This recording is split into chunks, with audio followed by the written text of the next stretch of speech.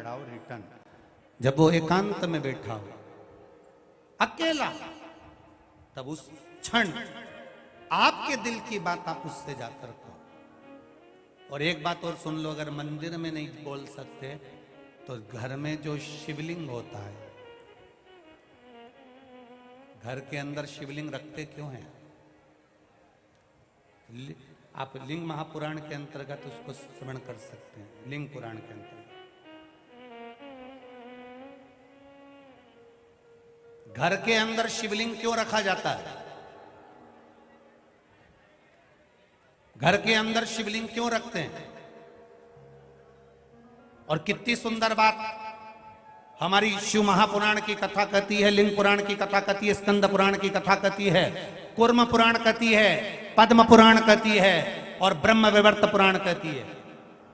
घर में शिवलिंग है और मान लो घर में आपने रोज बाबा को जल चढ़ाया, रोज आपने पूजन करी, रोज आराधना करी, रोज शिव जी को जल समर्पित कर रहे हो, और मान लो बीच में रजो धर्म आ गया या आप कहीं चले गए और घर में कोई पूजन करने वाला नहीं है, तो शिव महापुराण की कथा यहाँ तक कहती है कि घर में जो शिवलिंग है अगर आप उसको ना छुएंगे, बाहर भी चले गए, रखा हुआ है, किसी ने जल भी नहीं चढ़ाया, किसी ने पुष्प भी नहीं चढ़ाया, किसी ने कोई चावल का दाना भी नहीं चढ़ाया, अगर आप घर में रखी हुई एक बेलपत्र भी भले वो सूख गई हो, कैसी भी हो, अगर बेलपत्र सूख भी गई हो तो वो बेलपत्र भी आप शिव जी के पास में रखकर चले जाएंगे तो आपने कितने दिन जल नहीं चढ़ाया उसका हाथ में रहेगा, इस शरीर दोष नहीं लगेगा।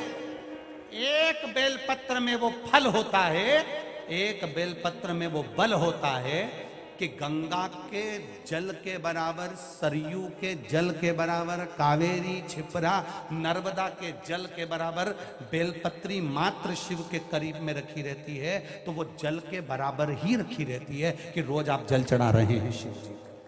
घर के लोगों से इतना तो कह सकते हो कि मुझे हाथ नहीं लगाना, मेरे को बाहर जाना है, तुम एक काम करो ये बेलपत्री शिव जी के पास रख दो, मैंने यहां रखी है, मैंने यहां पर रखी है, ये बेलपत्र आप शंकर जी के पास में रख दो, इतना तो कह सकते हो, इतना तो भगवान का वर्णन कर सकते हो, ये रख दो शिव के। एक बेलपत्र शिव को समर्पित करना। और 10 दिन हो गए, 8 दिन हो गए, 15 दिन हो गए, 20 दिन हो गए, कोई बात नहीं, दुखी मत होना। शिव तुम्हारे हैं और तुम शिव के, भटकना नहीं है, भटकना नहीं है, तुम शिव के हो, शिव तुम्हारा। हाँ ये जरूर है, घर से जब जाओ तो शिवलिंग तुम्हारे घर में जो पारत का, नर्मदा का, कंकर शंकर जो रखा हुआ है, जो शिवलिंग है उसको कह कर जाना, बाबा तेरा घर है, तुझे संभालना है, हम भी तेरे हैं, तेरे भरोसे पर जा रहे हैं, तेरे भरोसे पर वापिस आएंगे, ऐसी कृपा करना जिस कार्य के लिए जा रहे हैं वो कार्य तू साथ चल और उसको सफल कर देना, ये भरोसा। ना जाने कौन ने तुमको अकल दे दी, ना जाने कौन ने तुमको ऐसी बुद्धि दे दी कि भगवान को डलिया में लेकर जहां जाओ भगवान को डलिया में लेकर जाओ, ये कौन ने अकल दी है, ये कौन ने बुद्धि दी तुमको? कौन ने कहा तुमसे कि तुम भगवान को डलिया में बिठाकर उनके धक्के खिलाओ? ना जाने कौन नारी कैसी, ना जाने कौन पुरुष के साथ, तुम्हारे हाथ झूठे हो रहे हैं, पात्र झूठे हो रहे हैं, ये अकल दी कौन ने तुमको कि इनको साथ में ले लेकर घूमो? ना, वो घर का सेठ है, घर का मालिक है, तुम कहीं पर भी जाओ संभालना उसकी जवाबदारी है।